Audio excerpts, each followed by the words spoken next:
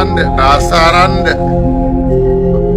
gis nga li ñuy waxatee kii dama koy topp du ma ko bàyyi dafa saaraan saa yi fan lay dali ji kay mooy problème bi gis nga bu taxawal yow tamit taxawal gis nga dooleel la mu def sàmmal dal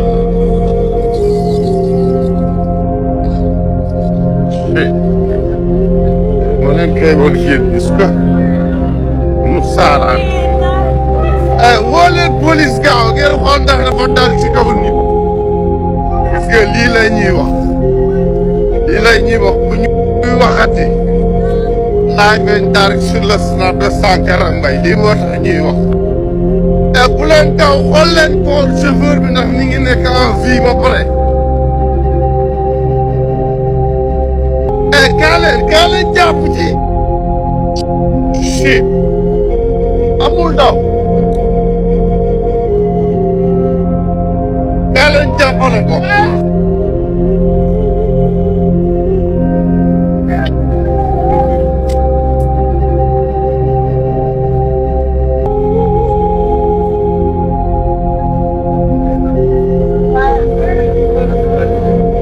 waaye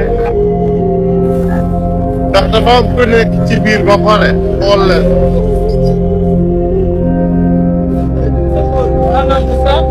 chauffeur bee ngi nii génn mais nañ ko nëbb nañ ko rawale ba police moo gën a wóor nañ ko rawale ba police gis ngeen ñuy waxati heureusement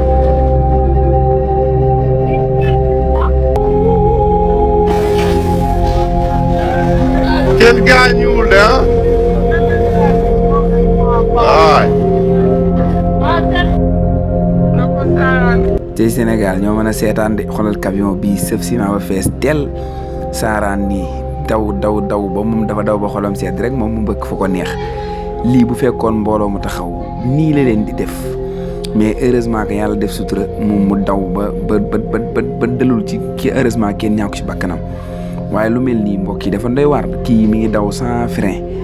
lii kenn xamul dafa saaraan kenn xamul lan la ñu ne oto bi am na visite technique frein yi lépp a ngi jàpp lépp normal bu lu mel bu jëyee amee nag ñi ni jiite ne ñoom dana jël ay mesures que ni maanaam oto yi dootuñu daw guddi porte bagage yi nii lii yàggul dara lii barki démb rek am na comme bii nii technique lu am fii nii pompier Dakar lii xam nga ne lii dafa ñaaw ci biir capital bi nga xam ne ay xale di dox des fois mbooloo mu daje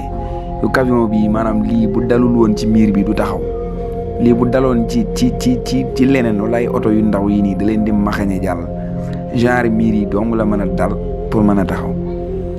lii di daw ci biir ville bi nii di daw nii daw xel yu bari yi ba pare sëf poids bu bëri bii lii risque la sax lii risque gënu xoolal li mu sëf ci poids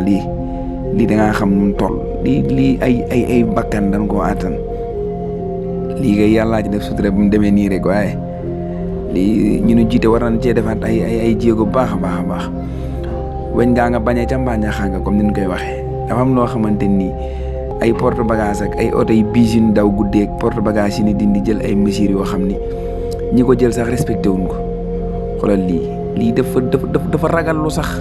maam camion bi romb na la yow mu wóor la ni kii saaraan na mais yow xamoo fan la jëm ci lan la nar a dal parce que chauffeur bi perte na contrôle lii avant muy mbëkk ñii koy filmer xam nañ ni oto bi dafa saaraan lii ku ko yëg dong moo ci mën a mucc mais ku ko yëgul mën ngaa jàpp ne oto bi ci yoonam la nekk mi ngi daw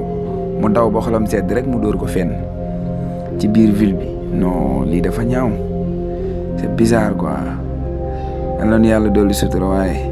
vraiment bëgg dee nag autorités yi ñoom yu mel nii am jëye am ñu ne dana jëli mesures yoo xam ne sax duñ ko respecté accident yi li koy waral xam nañ ko bu baax waaye duñ ko ci nangoo jël ay mesures parce que bëri na oto yoo xam ne ñi ngi daw ci tali bi mais seen âge jeex na waratuñoo daw mais loolu dañuy bàyyi ñuy romb gendarme yi ñu di leen jox dara ñuy bàyyi ñuy dem Sénégal liñ for waxtaanaat bëri na moo tax il faut ñu am ay njiit yu mën a teg réew mi ci yoon doy na waar Sénégal lii kenn xamul lan la